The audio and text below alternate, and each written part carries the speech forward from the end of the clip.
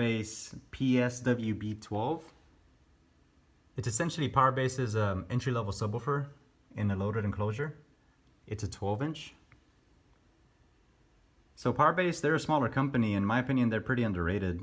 And you actually don't see many YouTube videos on them, so I wanted to make this one. Just give you my thoughts on it and play some music through it. So let me start off by putting some specs up from the website. So even though this is a car audio sub, I've been using it for home audio for the past 2 years. I only really used it the first year for car audio, then I upgraded from there. So as you can see from the specs, it's a single 4 ohm input. Let me show you the back. So there's a connection to it. You see it's a 4 ohm single input, 550 watts peak, 275 watt RMS, and it's just those push terminals. I have a 12 gauge wire going in there, but it just barely fit. I had to like really wedge it in there. Maybe some 14 or 16 gauge wire will work better, but because of that 4 ohm input, you can easily use it on a home audio subwoofer amplifier. It'll work great. I have it in the garage right now. So the specs say it's a 275 watt RMS and that it's a 2-inch voice coil and it's got a paper cone. But the cone, I mean, I don't know, it feels more like plastic to me. It doesn't really feel like paper. But yeah, here's the surround. It's got a small surround, but that means it's got a lot more cone area. It's got a pretty cool dust cap that like the PB protrudes, which is pretty neat. The ports on it, so this is a ported box. It actually comes with a grill, but I took it off because I like the look of it without the grill because I wanted to see the ports.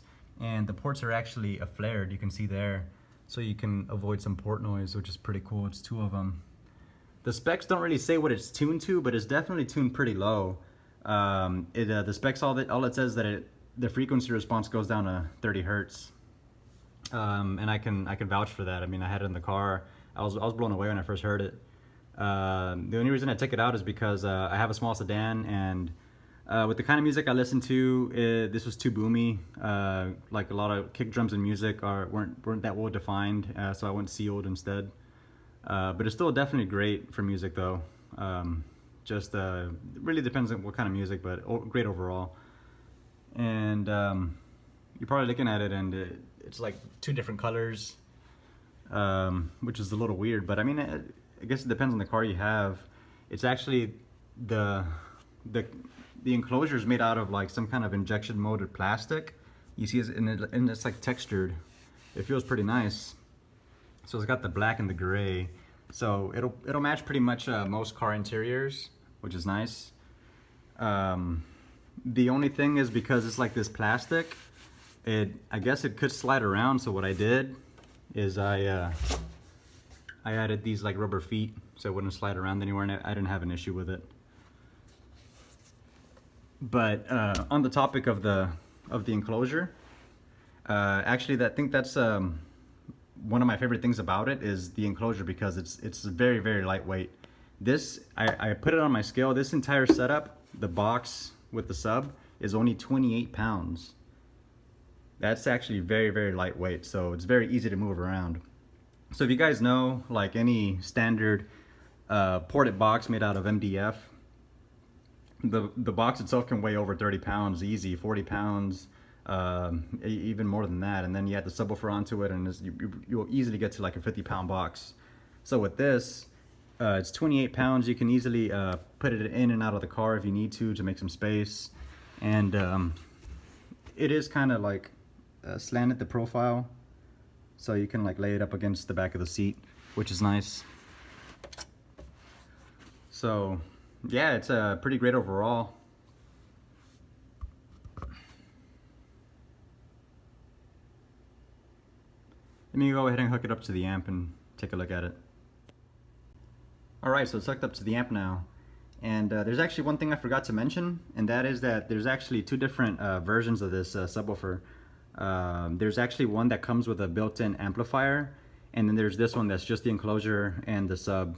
And I'm glad I got this one, because like I said, I retired it from my car, and I'm able to use it in my garage for music. You can just hook it up to any home amp like this Dayton audio that I have, or a plate amplifier, which I have in the garage that I'm using. I'll probably make a separate video on that. But yeah, if you got the other version that has a plate amplifier already built in, you'd have to hook it up to 12 volts somehow if you don't want to use it in your car. So it's pretty neat that it's just the enclosure and the sub. Anyway, so I got it hooked up, and let me play some music through it so you guys can see how it moves and how it sounds.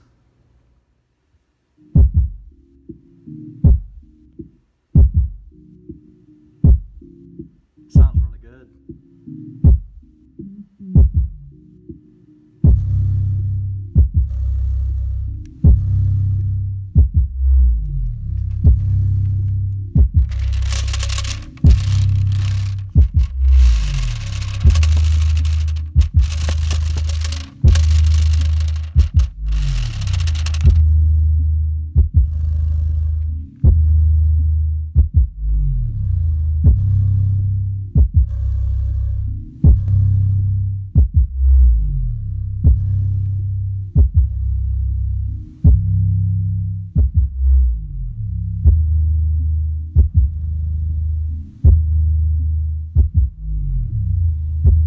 It's all underrated power.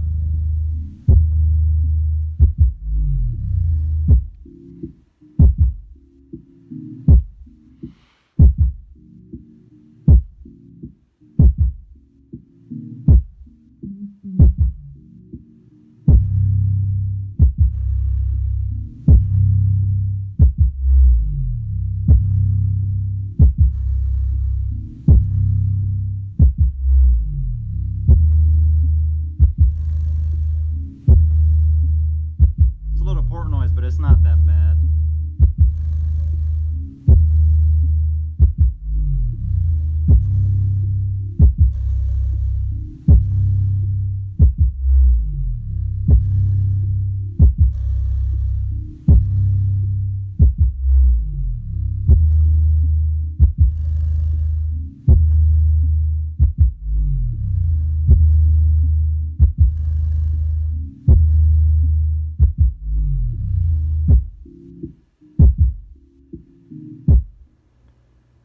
So yeah, it's definitely a pretty sweet sub for the money. I'll go ahead and end the video with a little bit of slow motion for you guys.